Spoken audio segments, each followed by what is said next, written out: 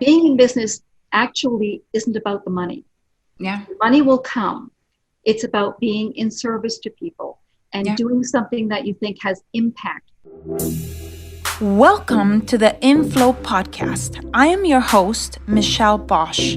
I see a gaping hole across society that focuses on the outer work and forgets about the inner work, when what we really need is to bridge the gap between prosperity and spirituality to live a life in flow, with inflows of light, inflows of cash, inflows of creativity, inflows of grace in our lives. Each week, join me for powerful messages and interviews that will leave you inspired and ready to step into flow in your higher work. So now, let's go. Welcome to the Inflow Podcast. I'm your host, Michelle Bosch. I'm super excited to have with me today a guest. Her name is Wendy Byford. Wendy is the CEO and owner of BizEngaged, LLC.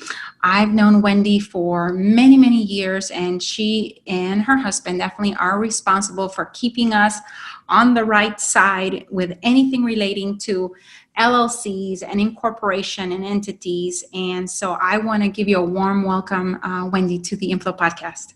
Thank you. I'm really, really thrilled to be here and very excited to talk to your audience. Yeah, thank you so much for making the time to be with us, because I think it's something important.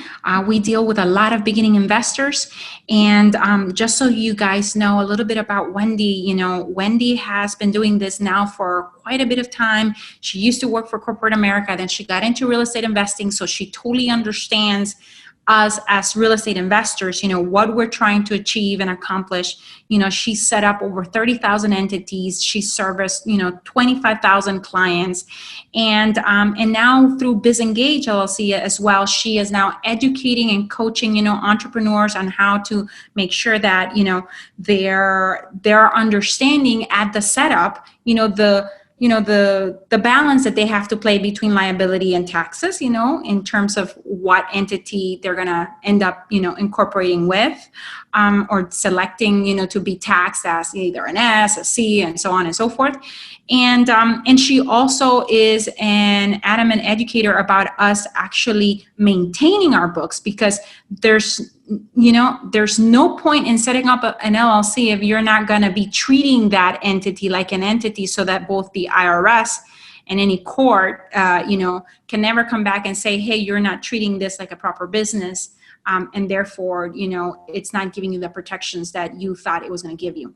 So thank you so much, Wendy, for coming. Can we start perhaps at the beginning? So I know, you were in corporate America.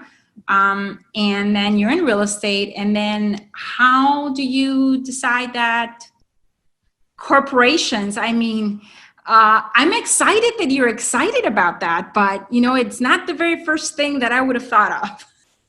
Well, actually, it wasn't the very first thing that I thought of either, to be perfectly honest.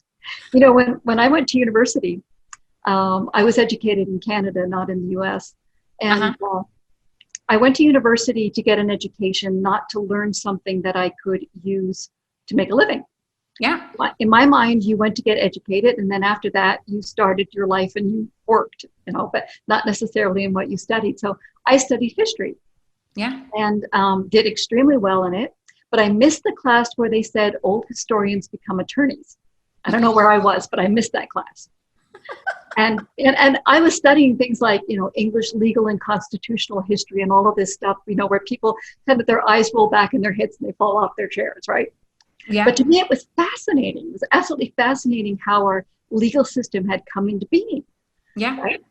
So fast forward a number of years, I left corporate America, and where I had dealt with contracts and some other legal stuff, but mostly dealing with clients who wanted to put computers into war zones and that sort of stuff.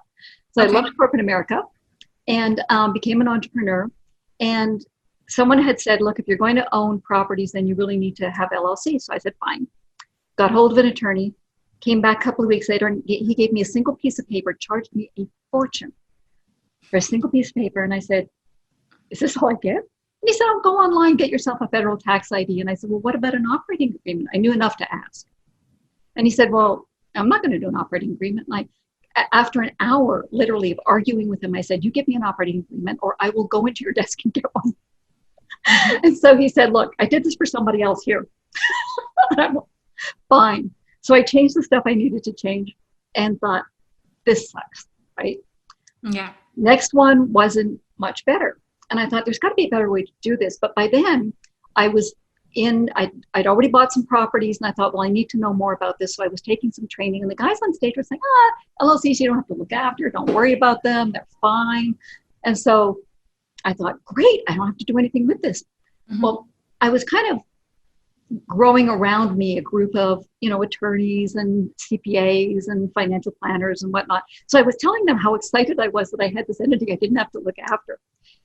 I won't show you the look that they gave me, but you know the look, right? When people know that what you're saying is garbage, but they're too polite to tell you to your face that you're an idiot, right? So it's really, it was hysterical. So what they did is said, look, you need a lot more education on this. So go read some stuff. Here are some things that you can do. So I started to dig and say, okay, well, if I've got this entity, what is it I'm really supposed to do?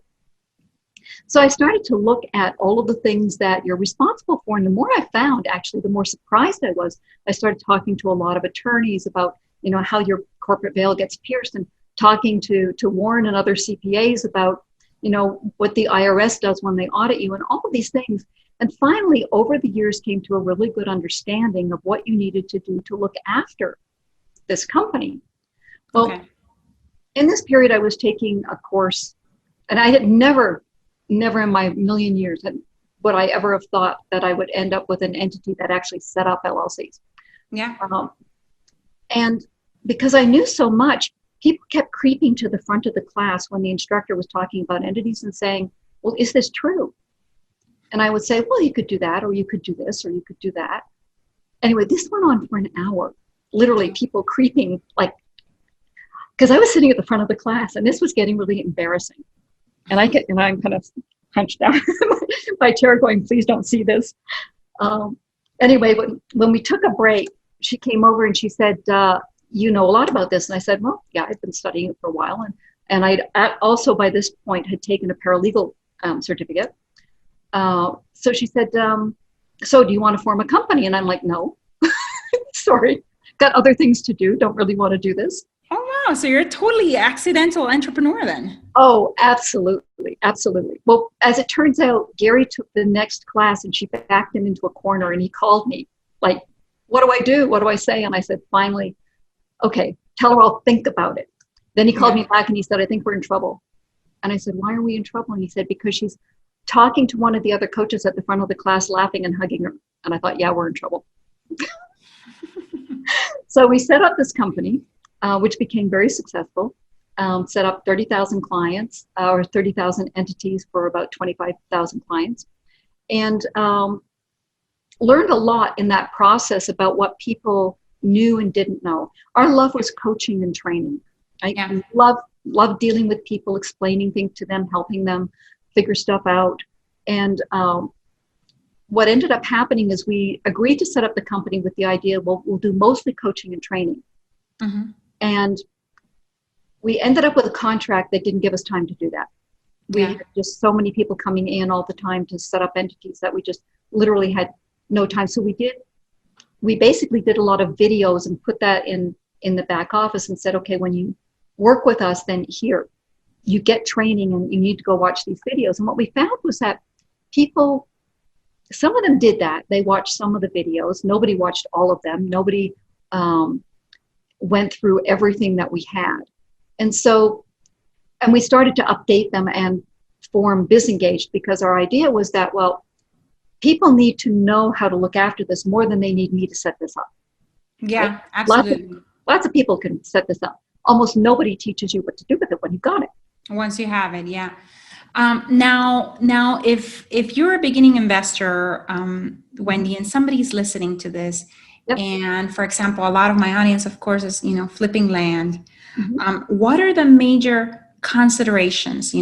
and I think I alluded to them, there's a liability aspect and there's a tax aspect. Can you elaborate a little bit on those two? And then perhaps we can, talk a little bit about the major entities that would be suitable for them. Right. And then maybe we can talk about the biggest mistakes that you see, people that now are armed with these Right. and that, give them, make them be exposed, like you said, to their corporate veils being pierced or, an audit from the IRS. So let's start at the beginning, maybe explaining, the two major dilemmas that you're trying to accommodate. And it's not going to be the same for everyone because everything depends on the person, on the individual, on what you have already. So I'll let you go. Okay. So people who are just starting out, I always look at this as anything that you start is an experiment, right? Mm-hmm. Because you want to make sure that whatever business you're going to be in, where you're putting your blood, sweat, and tears into this business, and most importantly, your time, your life, you want to make sure that it's something that speaks to your soul. Yeah. So when you start, sometimes you don't know that. Sometimes you do. I mean, sometimes I know you go into Michelle's class and you're like, this is it. This is what I've been looking for my entire life. It's why I'm on planet Earth. This is what I want to do. And you're off and running. And sometimes people are saying, well, I'm not really sure. Maybe I'll try it, whatever. So generally what we tell people is never put a golden saddle on a donkey. Mm-hmm. Okay. I like that. You don't set up this huge structure of entities because you don't know if this is going to be what makes your soul sing, right? Yeah. So you're going to try it. So you start with one entity. If you're in the US, yeah, that's going to be just a standard LLC, just garden variety LLC. No bells, no whistles, nothing, right? Because you're trying it out. But you want that protection. Yeah. So put it in an LLC and you try it out. If you're in Canada, for example, or in Germany or someplace, that is probably going to be a C Corp. Yeah. But still, same thing. You're trying it out. It's one entity and not this whole ginormous structure that sometimes people want to sell you. And you're thinking, oh yeah, look at this. I can get 3 LLCs and an S Corp and a C Corp, and I can get a trust, and it's all for this package price of $30,000. It's like, do you know what you could do with $30,000 other than this? Yes. Absolutely. Don't do that. Don't do that. One entity. Okay? Yeah. That's really what you want. And if you've got issues where you're really concerned about privacy or whatnot, then we can talk about those. Because quite honestly, unless you've got a madman chasing you with a machete, you probably don't need as much privacy as you think you do. And you're probably not going to get it because of the internet anyway, right? Yeah. The internet knows everything. I'm always astonished at how much people know before they even talk to you. So if you've got considerations, though, you've got, high net worth or something else, then there are things that you can do that make sense. Yeah. From the liability protection point of view, it's basically what you're addressing. Yeah, I totally see that. So there are things that you can do if you're in those categories, but most people aren't when they're starting out. Single entity. Okay. Yeah. Taxed as a flow down, right? Sole proprietor if it's single member, partnership if it's multiple members. Nothing fancy, right? Yeah. You don't need the all singing, all dancing version. Just very simple. Now, in general, what is the difference between a C Corp and an S? Okay. So the main difference between your C Corp and your S Corp is that a C Corp pays taxes under its own name and an S is a flow through. Yeah. Now, you're still going to file a tax return for each of them, an 1120 for a C Corp and an 1120S for an S. But with the S, even though you're filing that tax return, it's not paying any taxes. It gets attached onto your tax return. You pay your taxes personally, flows down to you. And one of the big fallacies that people think is, well, I only pay taxes on the money if I take it out of the bank, right? Yeah. So if I'm making like, $600,000, but I only pull out 100,000, then I'm not paying taxes on that 500,000 until I pull it out of the bank. No, you look at the profit and loss statement, you're going to pay taxes on that profit. They don't care where the profit is. It says you made profit. That's what's going to happen. Yeah. I know that one of our LLCs in our conglomerate when we started, well, now it's a conglomerate of LLCs, but when we started with just very, few. And the biggest advantage for us of the C Corp was, the being able to, shelter X amount of income at a much lower tax break, but that coming with the caveats of not being able to take out some of that money in the form of a distribution and having to do that in the form of a loan and so on and so forth. So these are all things that, you have to keep in mind when deciding, how the LLC that you set up is going to be taxed, because the essence in C designation is just for taxing purposes, but from a liability standpoint, an LLC is an LLC, period. Now, you mentioned, as you were talking about at the beginning, about, operating agreements being one thing that you definitely want to have along with your LLC. And keeping up with probably notes, and which, oh my God, we have, work to do on that department as well, so that, your corporate veil isn't pierced, you said. Can you explain to someone that has never heard about that, what exactly that means? Okay. So a lot of people think that all you have to do is set up an LLC, throw the documents in a drawer, and you've got protection. Mm-hmm. It's not the way it works. So think about your LLC like a vault. Okay. Yeah.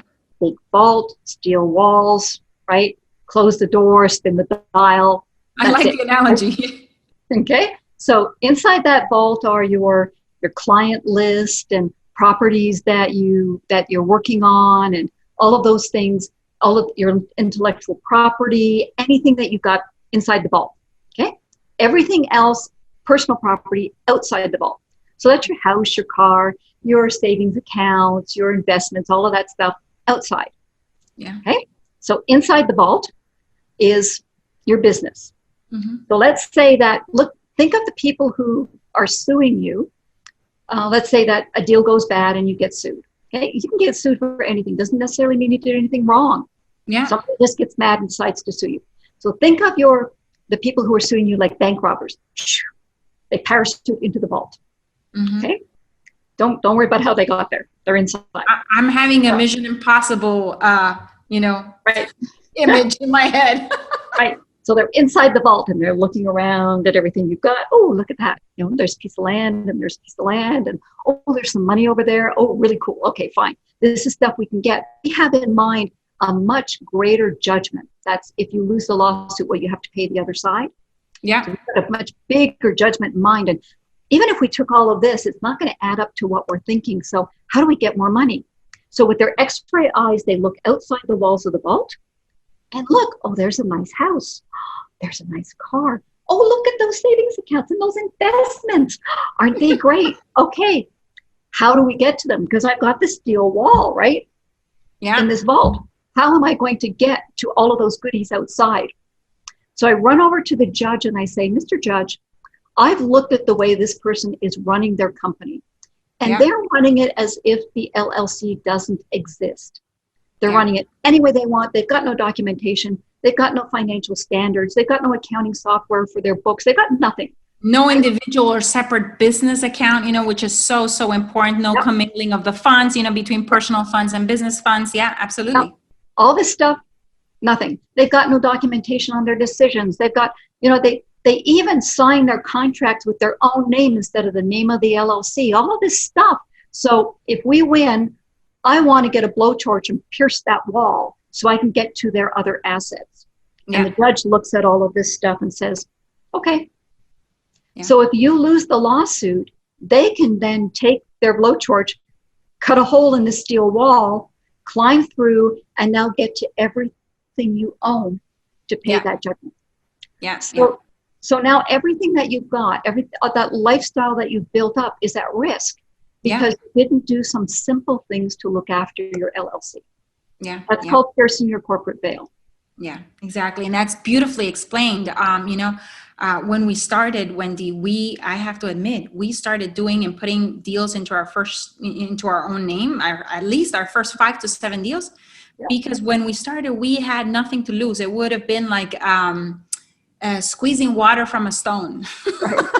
But Yeah. if you are coming to the situation of, land flipping with some actual assets to your name, you definitely, want to very quickly, as soon as possible, start, an actual entity, an LLC, and do business inside of that LLC and follow all the recommendations, that somebody like Wendy, would, educate you on to make sure that, from a liability standpoint, you're getting the protection that you need with the entity that you choose, but also from a taxing perspective, that based on your age, your other assets, other business, income in general, what combination will be the best for your particular situation, for sure. And I know that you work very closely together, for example, with our CPA, Warren Terrell, in making sure, that from the taxing point of view, that, those considerations are being brought to the table as well, which is fantastic, because there's a lot of people out there that, claim, I know about this, but without, having the real professional CPA there, really understanding, their particular situation as well. I think it's a mistake to only bring one person or one expertise to the table. I remember, we were actually redoing our estate planning a few years back, and it was with our attorney, and because we had done many more things since when we had created that back in the day. Right. And we needed to kind of bring it up to, all the other things and messes that I'm like messes where we made money at least. and all the other activities that we were now doing, you know what I mean? Right. And it was so important to not just have, the legal perspective, but also having the tax perspective as well. And that is something that I always love about, you guys with BizEngaged, is that you bring those two things, to the table, so that it's a really very, bulletproof, educated decision and entity setup, the one that is being done and delivered for you. Now, can you tell us a little bit about, because everyone is like, oh my gosh, should I get a Nevada LLC or a Delaware LLC and all of these things? What are the considerations there? So it really goes back to some common sense questions. Yeah. Okay? If you're in a class, and I'm thankful to say that Jack and Michelle are the real deal. As Michelle said, we've known them a long time. We've watched them a long time. They're very good with all of you. If any of you have been in other courses, you may find that somebody on stage says, oh, you have to set up, XYZ in Nevada, or it's got to be in Wyoming, or it's got to be here, or it's got to be there. The person on stage is in a different snack bracket from you. He doesn't know your situation. Yeah. He doesn't know other things that you're doing. He doesn't know where you live. I mean, he doesn't know anything about you. So kind of take that with a grain of salt, put it in the back of your mind, and, go and investigate. Because when you're just starting out, typically you're going to set up the LLC where you're doing business. Now, does that mean you can only do business in that state? Of course not, right? So if the main place that you're doing business is Arizona, for example, does that mean that you can't do business in Texas? Of course not. You can do what's called a foreign registration, which means that you say, hi, Texas, I've got this Arizona LLC. Can I do business with my Arizona LLC in Texas? And Texas will say, sure, just register it here, pay the fees, and you're in. Yeah. So now you've got one LLC registered in 2 states. So why do people keep saying Nevada or Wyoming? Because the laws in those 2 states are very, very, very strong. And it is really, really hard to pierce the corporate veil in Nevada especially, but also in Wyoming. So if you've got high net worth, then it might be worth your while to set up in Nevada and foreign register into the states where you're doing business, bearing in mind that the only way that Nevada law can cover you is if all of your contracts reference Nevada law and the people who are signing those contracts agree to Nevada law. Yeah, absolutely. We are actually not incorporated in Nevada. For us, it made absolute and complete sense to be actually incorporated here in Arizona. And that's exactly what we do. We go into a new state, into a new county, and actually we go to the extent of actually testing counties and seeing, am I going to even get deals here? And if I'm going to get deals, am I going to be able to sell them? And once we've established that we've sold the very first deal, and it's, that's been a good county and a good state to continue to pursue, at that point, then we've gone and said, okay, let's register now in that state because I know I will continue doing business there. It's kind of like you saying at the beginning, you don't want to set up like a $30,000 LLC package when you don't even know if it's gonna, you know what I mean? Exactly. If you're not going to pursue this 100%.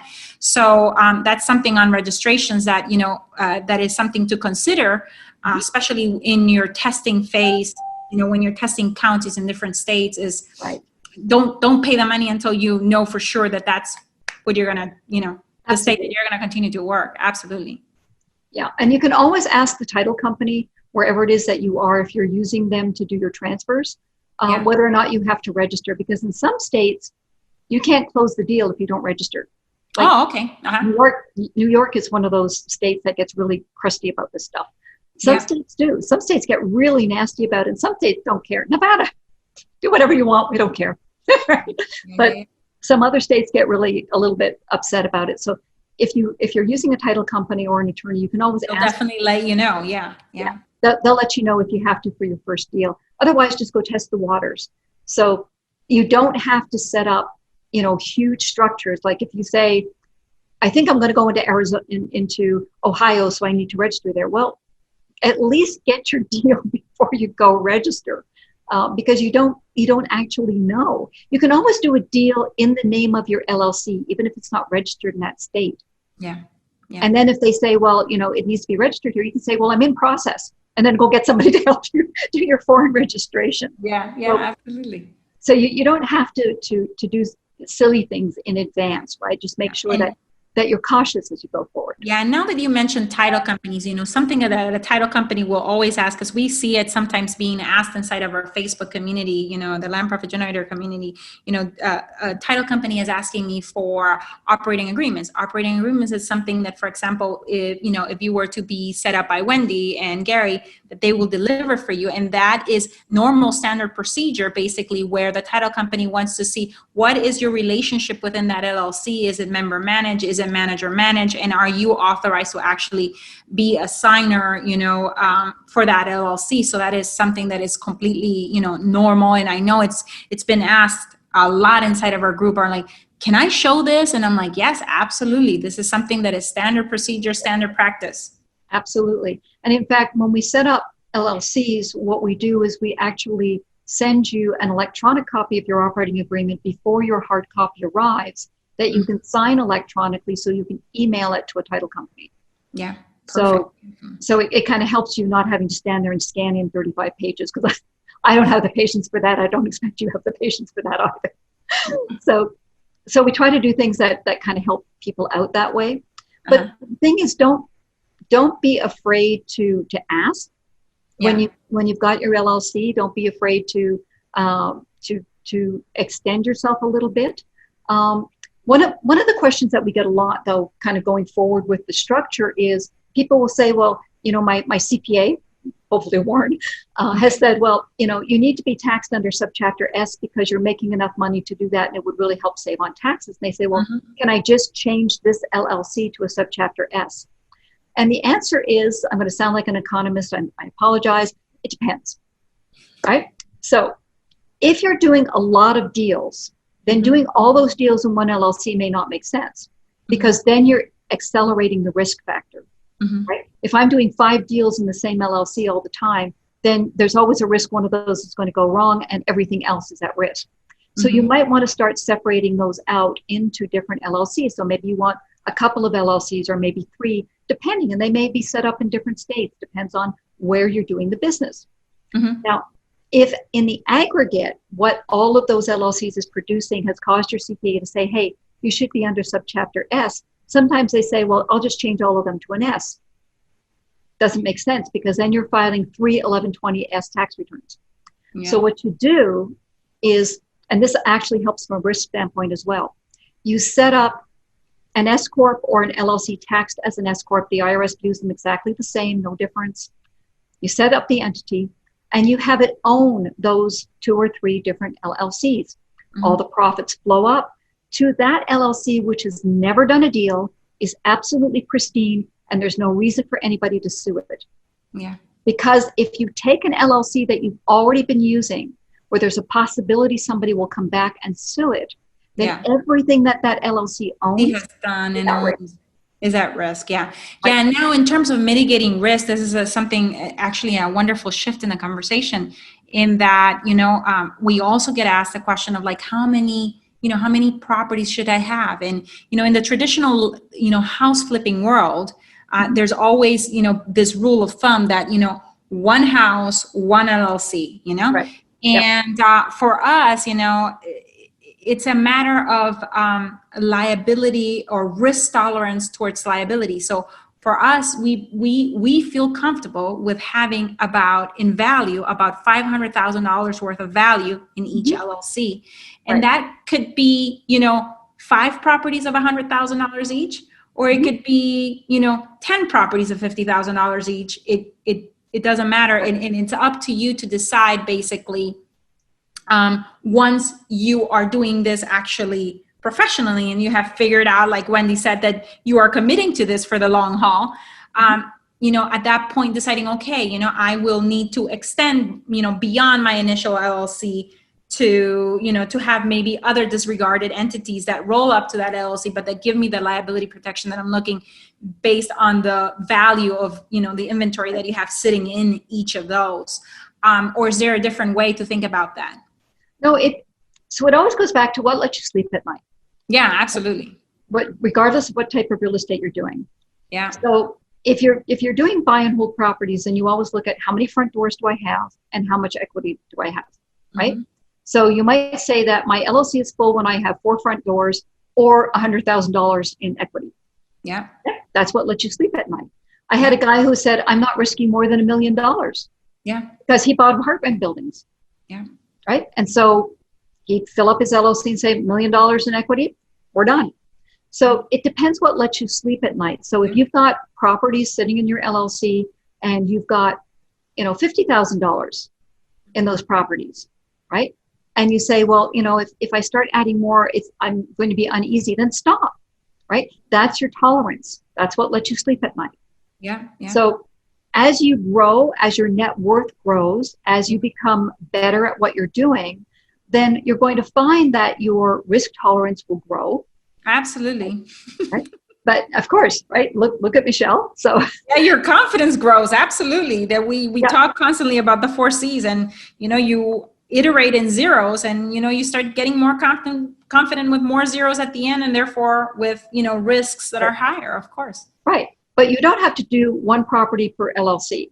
Yeah. I mean, somebody once told me, I want to set up an entity so that I have zero risk. And I told them, then you're not doing real estate. I'm sorry. Yeah. Right. There's no such thing as zero risk. Yeah. So what you want to do is to do simple things, smart things that mitigate your risk and let you sleep at night. So just figure out what your tolerance is, what that level is, and then reevaluate it every year. As you're growing, say, okay, well, I've been doing this now for 5 years. And my tolerance has gone from 10,000 to $500,000. And that's fine, right? It's up to you. There is no hard and fast rule. The IRS isn't going to sweep in and say that, you're not running your business properly because your tolerance is too high. It's got nothing to do with that. It's whatever lets you sleep at night.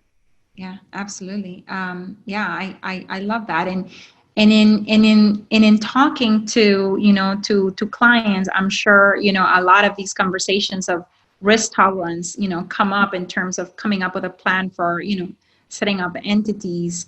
Right. What are some of the most common considerations that you see people making, when they're starting? And I know everyone is different, but the ones that you see, like big brushstroke of, biggest considerations, when they're setting up. The biggest consideration I see that causes real diversity is when people are starting, do they already have some net worth or they don't have net worth? Okay. And so if they have net worth, of course, they're panicked that they could lose their house, their car, all of that wonderful stuff. And if they have considerable net worth, there are some really good asset protection strategies. In fact, if you go to the summit And Michelle is the speaker, so you absolutely want to go to the summit because we actually want to talk about your summit because Wendy is having a summit that is coming up right now. I think October 26th, if I'm not mistaken. 27, 28. Michelle's going to be on the 27th. You really want to hear her.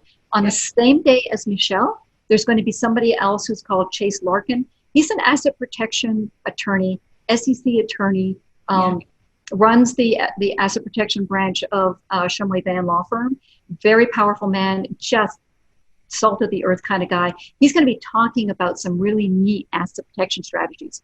So if you've got net worth, there are things that you can do that will let you sleep at night while you're learning to do real estate without thinking that, oh my goodness, I'm going to lose everything. Yeah, absolutely. If you're just starting out, you don't have a lot of net worth, don't worry about it. Do not lose sleep over it. Get started. Right? Do your first deal. Yeah. You know, set up your LLC. Do your first deal. Get in there and start making it a business. Then you can start thinking about all the other stuff. But if you don't have anything, then don't obsess over the fact of whether you should be in Arizona or Nevada. It doesn't matter. Do your first deal. Absolutely. Yeah, totally on board with that one. Now, where can, if someone is interested, on the summit and learning more, where can they go to register? Okay, so registration is really easy. There's going to be a link with this podcast. Okay. You just click the link. It's going to take you over to the registration page, and then you register. It's going to be probably in our notes. It's usually in our notes on the bottom in the show notes. You guys can probably, just click on the link and it'll bring you there. And that's going to, we're actually teaching that same week. We're also teaching a masterclass ourselves. So I'm going to be like in and out. So I've got the perfect solution. Yeah, solution, because I want people listening to your masterclass. Okay, so for all of you in the masterclass, do not divert your attention.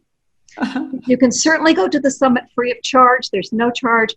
The days will you'll get an email saying how to get to each day of the 3 days that the summit is running, and you can watch the 8 speakers every day. But don't take your time away from the masterclass.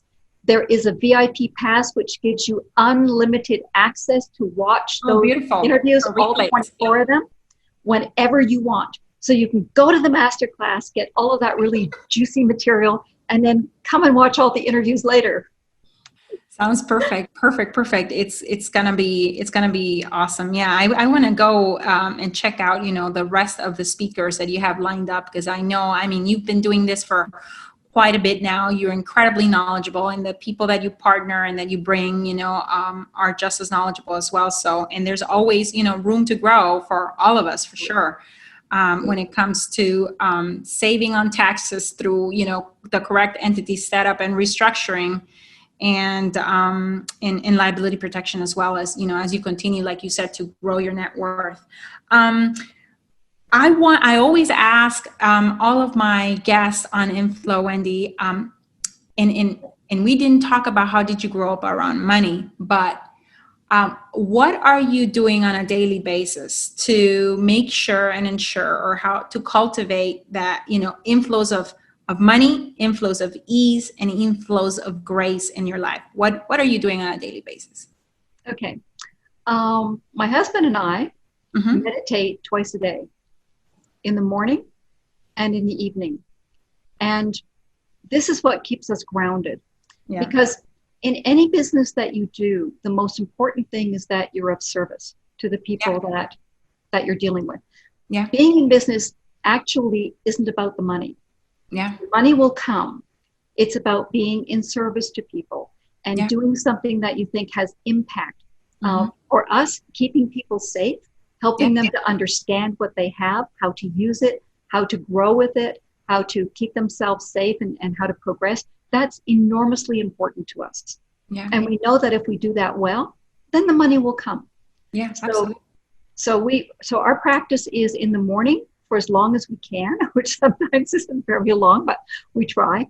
Usually though, if we can do an hour, then we try. And in the evening, an hour. And how did you come to meditation? Um, I've been meditating a long time. When I was in university, my friends were Indian and their mothers meditated, right? And so when other people were going out and reading, novels and whatnot, I was in the library reading the Upanishads and the Mahabharata, all this stuff. A lot of Eastern philosophy. Yeah, absolutely. I'm very familiar. I'm a fellow yoga lover myself as well. There you go. And so I knew this. And so what I did was, as I became older, I did more research because learning to meditate to me was tremendously important. And I came across a book that actually helped me a lot. And I started to meditate. And I had an experience. And to me, meditation isn't for calming the mind or whatever. Meditation for me is to find God. Yeah, absolutely. And call it whatever you want. To have a communion, a moment of communion. Yeah, absolutely. Right. So that's why. And so I had an experience that I couldn't explain that blew me out of the water. And I thought, oh my goodness, is this what this is all about? So I kind of, as life progresses, I was in a very high pressure job in corporate America. I was on a plane, on Monday morning coming back some Friday. Gary was a bachelor all those years, poor darling. Because if he hadn't watered the plants or taken things to the dry cleaners, nothing would have gotten done because I was never home. And then as we got a little older, we actually came across somebody that made a lot of sense, because I don't know if this has ever happened. And I don't normally talk about this.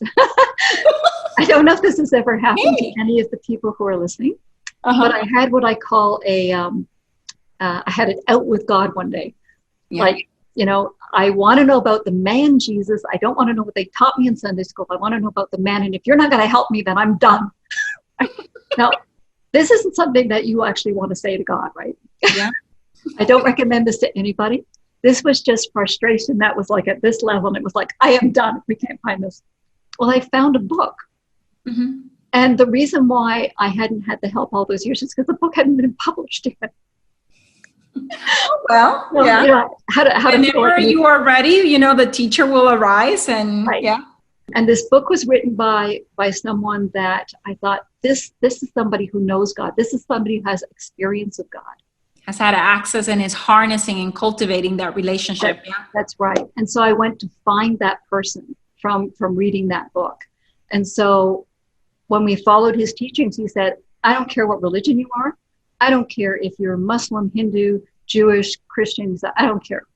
You can be anybody. Doesn't make any difference. I'm going to teach you how to find God. Yeah.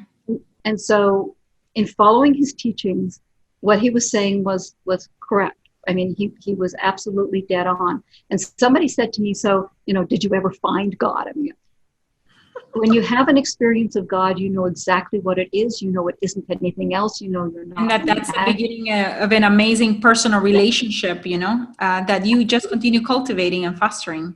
Absolutely. So that's why you go back and sit, for those 20 minutes in the morning again, and go back every morning to continue cultivating that. Yeah. We absolutely do, because it's your grounding. Yeah. And it makes you also understand what's important in life, right? Yeah. Gives you perspective. Absolutely. For sure.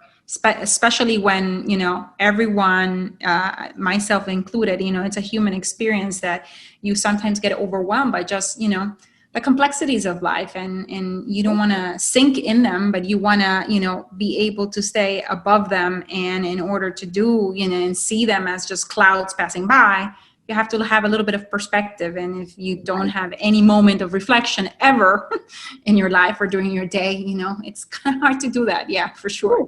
Yeah, absolutely. So it grounds you. So if you've got, doesn't matter what your practice is. Yeah. I mean, somebody told me that no one in her family had ever meditated, but her grandmother used to go out on the porch every night and rock. And I said, do you understand that's a form of meditation? Yeah, absolutely. Just like walking a labyrinth is a form of meditation. It's a walking meditation. Yeah.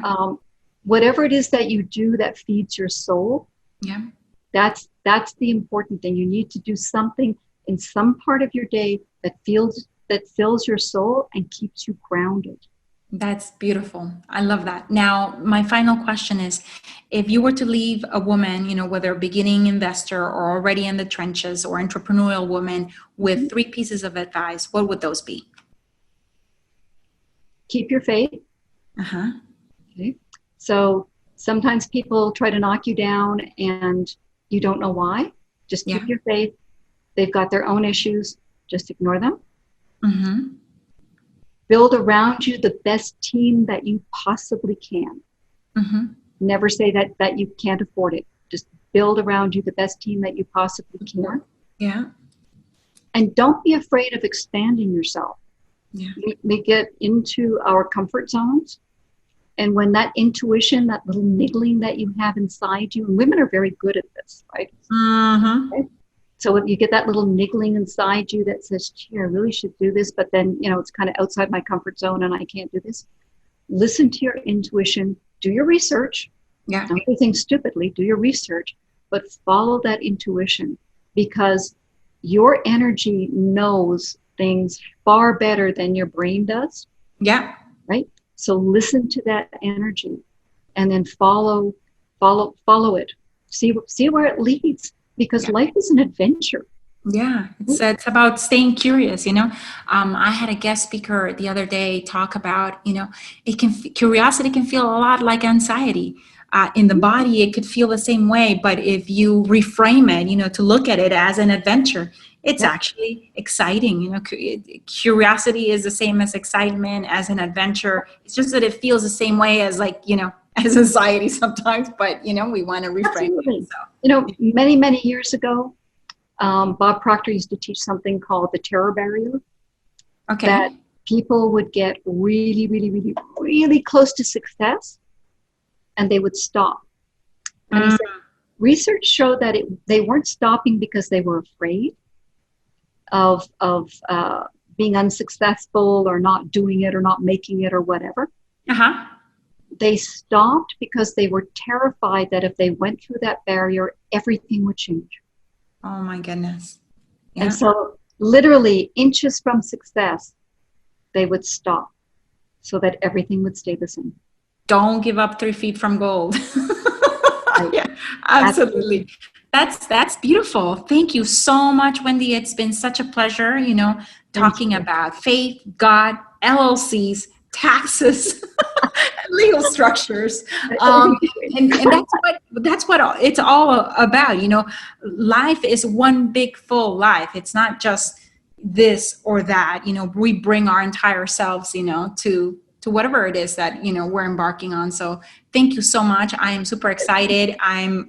Please make sure that you guys go to the show notes and, click on that link, register for the summit. You guys are going to be in such good hands with Wendy and Gary and all the speakers during the summit.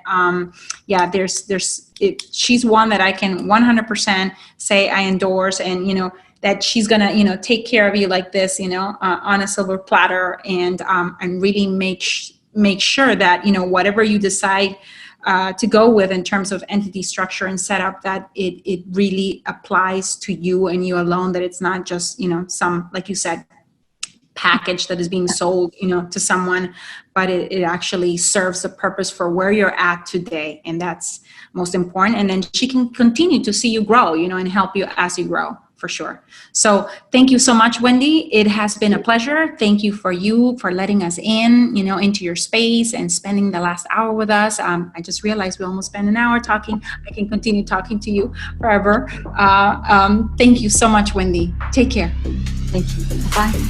I hope this episode left you feeling inspired and ready to get inflows of cash, inflows of light, and inflows of faith in your life. I welcome your reviews on iTunes. Please leave me a review and help me create an amazing community of women in flow. Thank you, as always, for sharing your voice by going to michellebosch.com and joining the conversation about this show. And while you're there, grab a copy of my 10 Commandments to Living a Life in Flow. You can also follow me on Facebook at Michelle Bosch and on Instagram at Michelle Bosch Official. Thank you very much, and until the next one.